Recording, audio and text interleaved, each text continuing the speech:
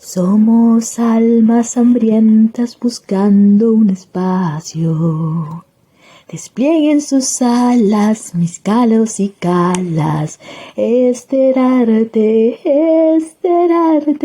imposible no amarte. Imposible no amarte. Hello, brothers and sisters. This time I let Esther take a rest. It's raining a lot around here in Pilar, Buenos Aires, so I will continue reading Marilyn Monroe in her own words. And now we're going to read the part of her looks. Nowadays, there seems to be a vogue for women with 20-20-20 figures. In the high-style magazines, you see models with their hip bones sticking out if nothing else. But I'm a woman, and the longer I am one, the more I enjoy it. And since I have to be a woman, I'm glad I'm me. I've been asked, do you mind living in a man's world? I always answer, not as long as I can be a woman in it. People are used to looking at me as if I were a kind of mirror instead of a person. They don't see me. They see their own hidden thoughts, and then they whitewash themselves by claiming that embody those secret thoughts. The production code doesn't allow people to show their navels, you know. I don't think even oranges have the right to show theirs. Marilyn's eyes never seem to be completely open in photographs. The formation of my lids must make them look heavy, or else I'm thinking of something. Sometimes I'm thinking of men, other times I'm thinking of some man in particular. It's easier to look sexy when you're thinking of some man in particular. As for me, my mouth being open all the time, I even sleep with it open. I know because it's open when I wake up. I never consciously think of my mouth, but I do consciously think about what I'm thinking about. For breakfast, I have 2 raw eggs beaten in a glass of hot milk. I never eat dessert. My nail polish is transparent. I never wear stockings or underclothes because I think it's important to breathe freely. I wash my hair every day and I'm always brushing it. Every morning I walk across my apartment rolling an empty soda bottle between my ankles in order to preserve my balance. I've never deliberately done anything about the way I walk. I just walk to get there. I wasn't even deliberate about in the picture Niagara, where people said that I walked wiggly and wobbly. I don't know what they mean. I just walk. I've never wiggled deliberately in my life, but all my life I've had trouble with people who say that I do wiggle deliberately. In high school, the other girls will ask me, "Why do you walk down the hall that way?" Guess the boys must have been watching me and made the other girls mad. But I said, "I don't know what you mean. I learned to walk when I was 10 months old, and I've been walking this way ever since." I don't get what they mean by horizontal walk. Naturally, I know what walking means. Anyone knows that. And horizontal means not vertical. So what? About her audition for the last Marx Brothers film, Love Happy. There were 3 girls there, and Groucho had us each walk away from him. I was the only one he asked to do it twice. Then he whispered in my ear, "You have the prettiest ass in the business." I'm sure he meant it in the nicest way. I was only supposed to walk in the movie, but Groucho said he would write some special lines just for me. I like to wear chic clothes or no clothes at all. Something in between does not please me at all. Be careful when you give out my hip measurement as 34. Make it clear that those are my upper hips. My lower hips measures 37 inches. The censor's office kills practically everything taken of me, and what the censor passes, the studio retouches. They spend a lot of time worrying whether a girl has a cleavage or not. It seems to me they ought to worry if she doesn't have any. A journalist asked her if it had ever been suggested that her breasts weren't real. Naturally, it was another actress who accused me. My answer to that is, quote, those who know know better.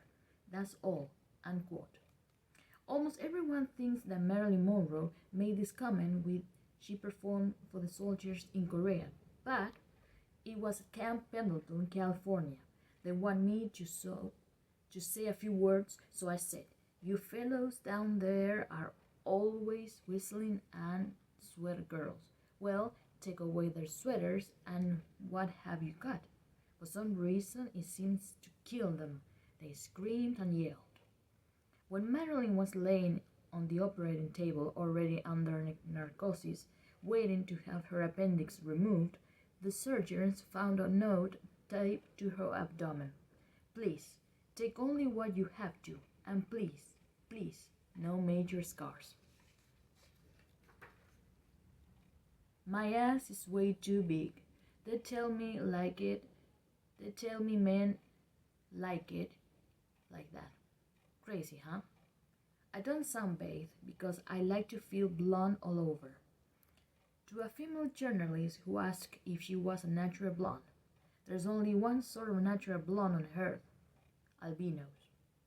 If you really want to feel blonde all over, you have to be blonde all over. So Marilyn Monroe bleached her pubic hair. You know, it has to match my hair. With all my white dress and all. It just wouldn't look nice to be dark down there. You could see through, you know. In 1956, Marilyn Monroe went to England to play opposite Laurence Olivier in The Prince and the Showgirl. The English were supposed to be so nice, but they treated me like a freak, a sex freak. All they wanted to know was whether I slept without my clothes on. Did I wear underwear? What were my measurements? Gosh, don't they have women in England? On Marilyn's 30th birthday, Kinsey says a woman doesn't really begin to live before she's 30. That's good news, and it's also positive. In one particular scene in Something's Got to Give, she was supposed to wear a flesh-colored swimsuit, but Marilyn had other ideas. I decided then and there that the whole movie was as phony as that naked suit. So I said to hell with it and took it off. You should have seen everyone. I don't want to get old. I want to stay like I am. I still can act, not really. Monty had his looks, but when he lost them, he was still a great actor. I'm not. I won't fool myself anymore. When my face goes, my body goes, I'll be nothing. Nothing all over again. Now we can read another chapter. What do you think? Weddings and divorces. When she was 15 years old, Marilyn Monroe was sent to live with her aunt, who decided that she should get married as soon as possible. Her aunt's choice was the boy next door, Jim Dougherty. You see, when we went to this dance together, Grace had to beg his mother to make him take me. I was 15, he was 19, and already had lots of girlfriends his age. I kind of looked up to him at the time, you know, especially because he had that car. He had been a big shot at the high school too. I was at the same one. I was a nobody. I even asked a girl I knew to pretend she was a boy and dance with me. I want to be sure I knew how, so I wouldn't step on his feet. Well, as soon as we got to the dance and they started playing those slow numbers, the close ones, he didn't seem to mind at all. It was even funny that he was the one who stepped on my feet. I think he was pretty excited. On June 19, 1942, Marilyn and Dougherty were married. I had never had a choice. Grace didn't give me any choice. She was leaving town, and maybe she wanted to make sure I would be taken care of. Once I tried to tell her I wasn't in love, and she just snickered. What do you know about love? You'll be in love after you get married. Just do what I say. So I did, but I never fell in love. Actually, our marriage was a sort of friendship with sexual privileges. I found out later that marriages are often no more than that, and that husbands are chiefly good as lovers when they are betraying their wives. Dougherty always claimed later that their marriage was a very happy one. The only thing Marilyn Monroe herself had to say about it was, "It is difficult to remember what I did or said or felt during a period when I was dying of boredom. Jim was a good husband. He never hurt me." Joe DiMaggio was the only real and enduring love of Marilyn's life. We almost didn't meet. I'd heard of Joe DiMaggio, but I didn't know much about him. I've never followed baseball. I was very tired the night of the day and I asked if I could get out of it. But I promised. I have visualized him as having slick black hair, wearing flashing sport clothes with a New York line of powder. He had no line at all, no jokes. He was shy and reserved, but at the same time rather warm and friendly. I noticed that he wasn't eating the food in front of him, that he was looking at me. Then the next thing I noticed was that I wasn't tired anymore. Joe asked me to have dinner with him the next night. I had dinner with him that night. The next night and every night until he had to leave for New York, I haven't dated anyone else. I had thought I was going to meet a loud, sporty fellow. Instead, I found myself smiling at a reserved gentleman in a gray suit with a gray tie and a sprinkle of gray in his hair. There were a few blue polka dots in his tie. If I hadn't been told he was some sort of ball player, I wouldn't have guessed he was either a steel magnate or a congressman. For 2 years, Joe and Marilyn were just friends. Rumors of a secret marriage were hotly denied. I wouldn't want to keep my marriage a secret. There wouldn't be any reason to. Where could Joe and I marry in a way that the whole world wouldn't know about it? I'm sure I'm in love with him. I know I like him better than any man I ever met.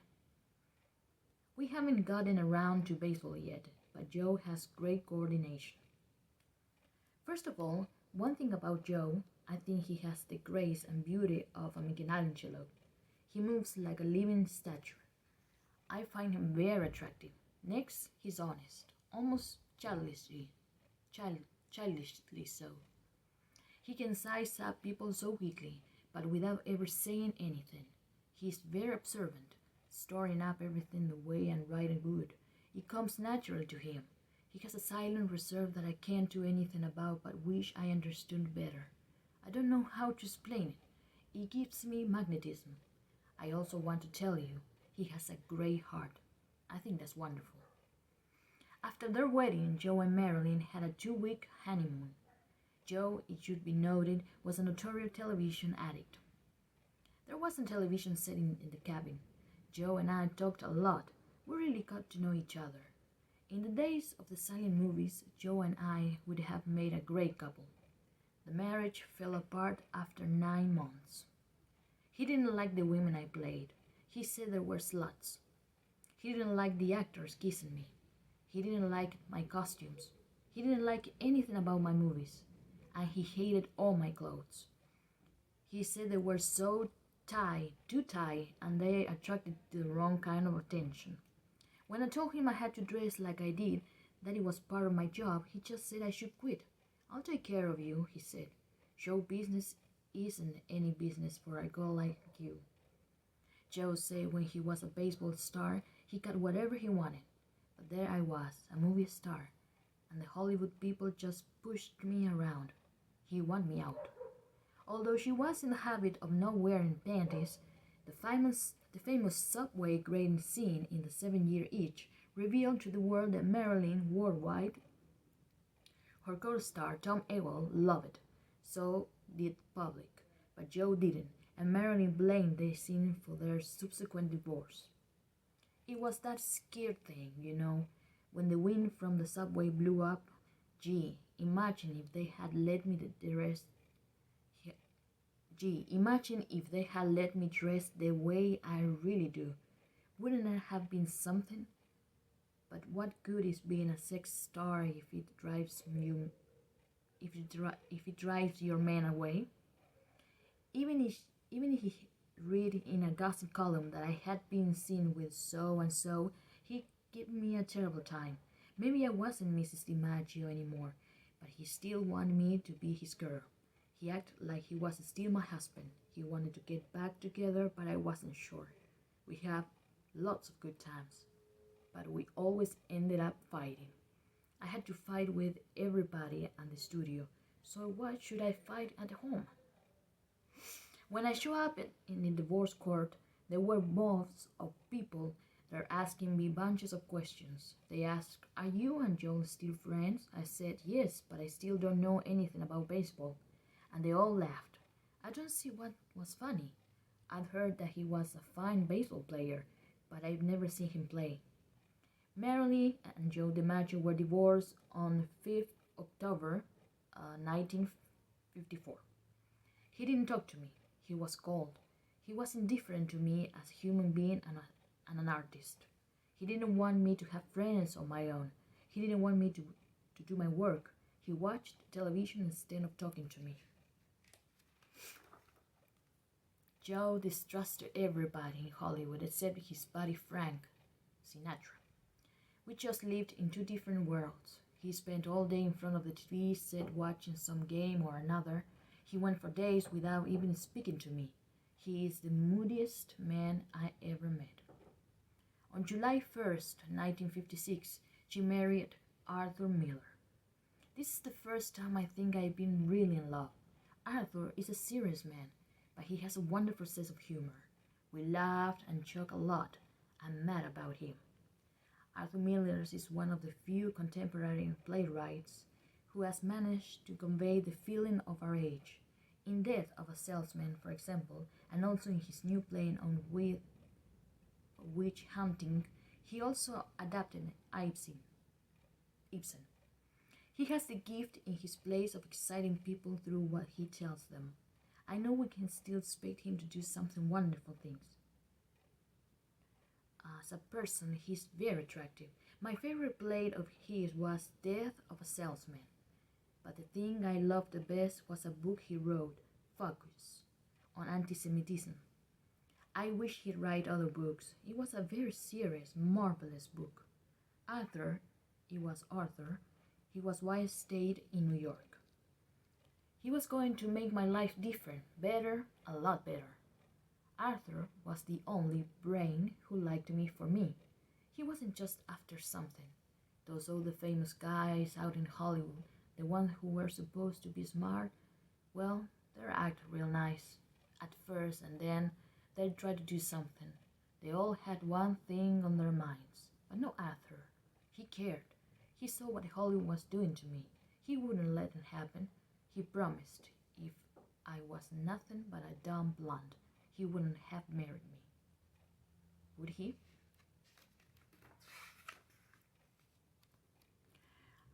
Let's continue with sex and life. How do I know about men's needs for a sex symbol? I'm a girl. Marilyn's first love. When he told me I love you, I felt more fulfilled than if 1,000 critics had told me I was a great actress. I tried to understand why life was so different from how it had been before him. Nothing had changed. No hope, no work in prospect, all doors shut. My problems were still there, but they become like a heap of dust swept into a corner. There was only thing totally new to me, sex. Sex is very disturbing when it leaves you cold. When I used to wake up in the morning after my first marriage, I'd wonder if the whole world was crazy to always be making such a fuss about sex. For me, it was like being told from morning to night about the incredible qualities of scoring powder. Then it dawned on me. Other women were different from me. They felt things I'd never known. How I wish it weren't so. Mary claimed to have been raped by a foster parent. The incident, she said, had resulted in her having a baby which had been taken away for her own good. He had never really talked to me before. I feel good to have someone pay attention to me, At first was nice to be held and kissed. No one ever kissed me, but then he wouldn't stop. I thought I had to do what he said, whatever he said. I didn't scream. I didn't do anything. It hurt a lot at first. Then I didn't feel anything. I just lay there. I just cried. I was afraid Grace killed me when I told her, but she didn't get mad at all. She just took me to the doctor. Later on, I went to a hospital when I had the baby, my baby. I was so scared, but it was wonderful. It was a little boy. I hugged him and I kissed him, and I just kept touching him. I couldn't believe this was my baby.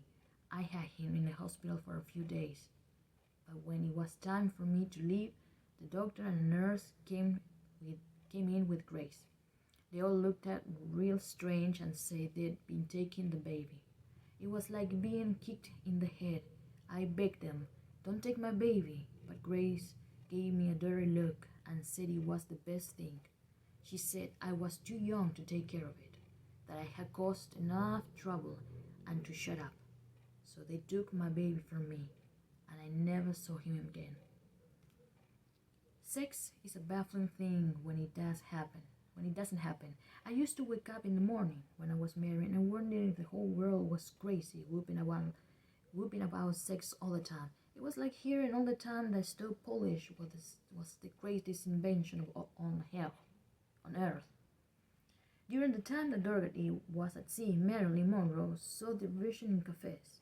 She noticed that in one certain cafe, women regularly left with the men. Naturally, she was also finally approached by someone. The man offered her $15 to accompany him to a motel. At first, I was shocked. I hadn't been around enough to know what was going on. He had a suit on, so I didn't think he could hurt me. When I started thinking about a new dress I wanted and I could afford it, well, I was pretty drunk too, so I said okay. I still wasn't sure what he wanted to do. He asked me to take off my clothes.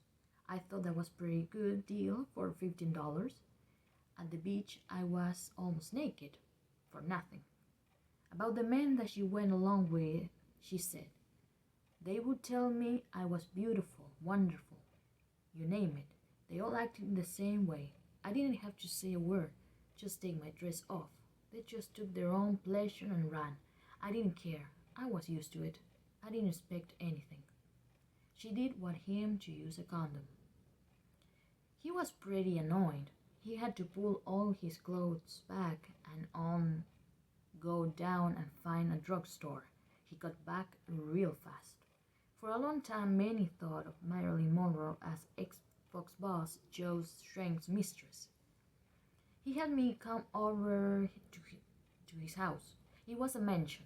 I had never been in any place like that. He had the greatest food too.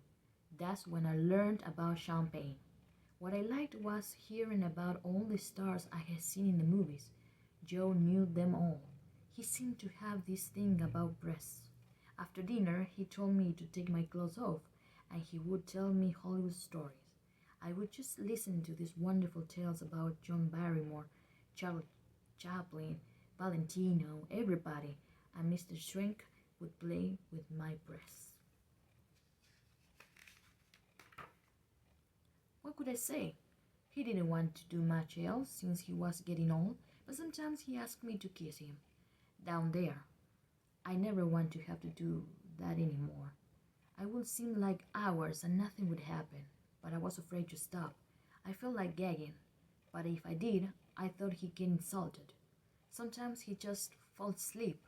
If he stayed awake, he'd pat my head like a puppy and thank me. All the other girls thought I really had it made. Ha! I kept going back. At least the food was good. After she married Jim Dougherty, he joined in the Marine and was stationed at a base on Catalina Island. In high school, the guys had started to notice me, but out on Catalina, it was incredible. It was like I was a movie star. I never had thought I was all that great, but gee, with all these guys staring and grinning, I liked being told how nice I looked. I liked it a lot. All my life I was ignored, and now I started looking at myself for a long time in the mirror just to see what was so great. At first, Jim was proud, then he got worried. He didn't trust me, and I guess he was right. Why I was a siren, I hadn't the finest idea. There were no thoughts of sex in my head. I didn't want to be kissed, and I didn't dream of being seduced by a duke or a movie star.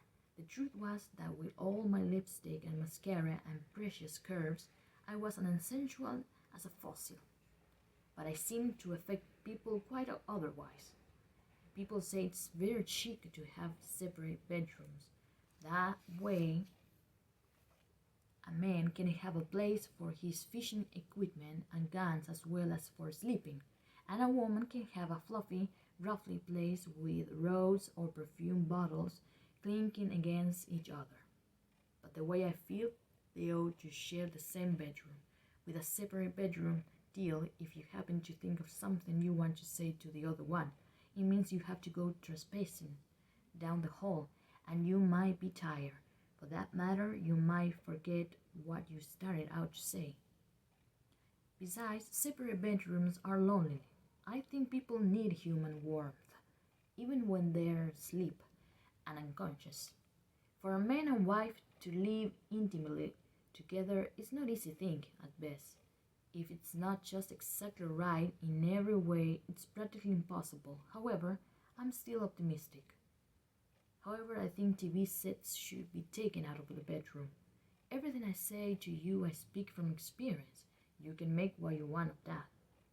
One good kiss deserves another. About Natasha Lights, her drama coach. I was so confused by then. I'd let any guy or girl do what they wanted if I thought they were my friend. I let Natasha, but that was wrong. She wasn't like a guy. Beautiful Marilyn here. And her looks. Let's see, shall we?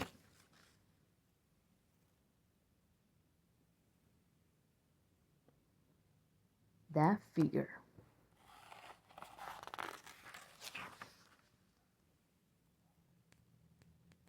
Here she was so young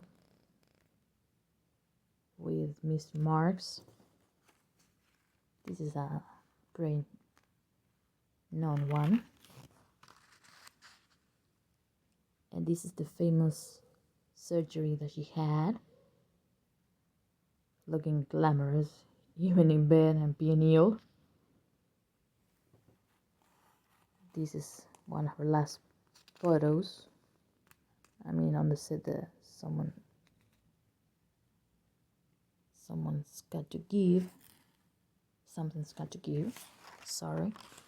And this is the part that I read, Weddings and Divorce, here with Joe DiMaggio.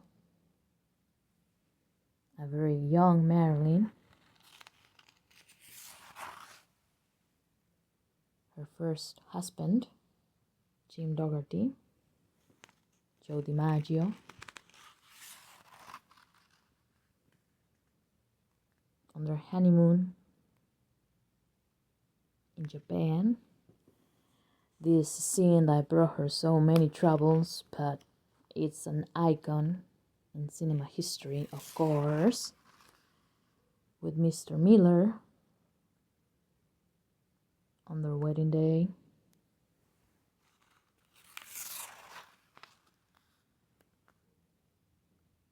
She was so photogenic, don't you think? And this is the part of sex and life.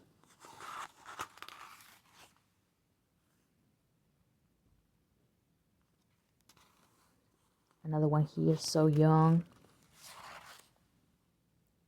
Well, Jim Doherty again, even younger. Another one here. Another one with this Joe Strink. Nice fellow, right? That face, those eyes, that look. with a jealous woman. Natasha.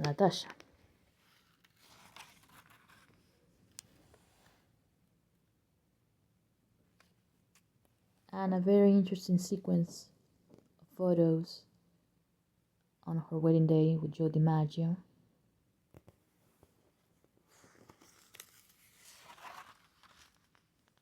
And this is what I read, her epitaph. Oh, I wish I could pay a visit to his final resting place. It would be really amazing. But at least we have this. And all of her films. Some images that I'm gonna share.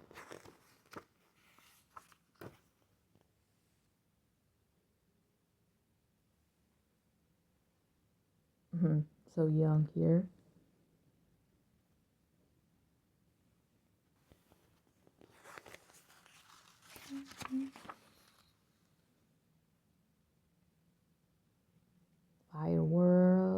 Fireball, Right Cross, Hometown Story, As Young as You Feel,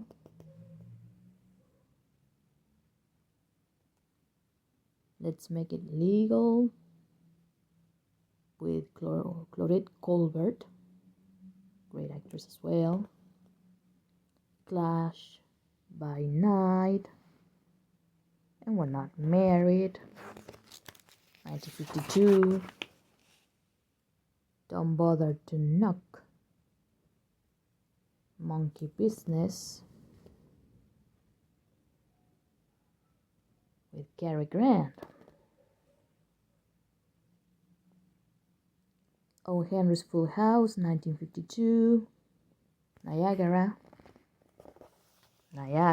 that walk, the longest walk in cinema.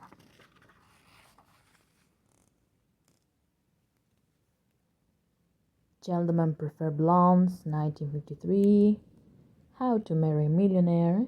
God, she looked beautiful even with her glasses. River of No Return, 1954. There's No Business Like Show Business, 1954. Another photo of How to Marry a Millionaire.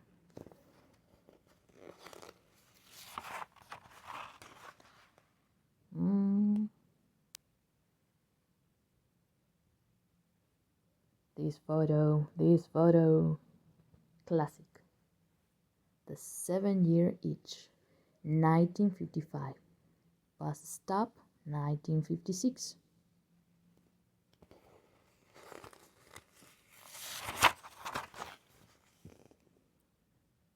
The Prince and the Showgirl, 1957, where Sir Laurence Olivier, Some Like It Hot, 1959. On location of this very same movie, Let's Make Love, 1960, Yves Montand, I don't know if I'm pronouncing correctly, sorry. The Misfits, 1961, difficult time for her. And here with a spectacular Clark Gable.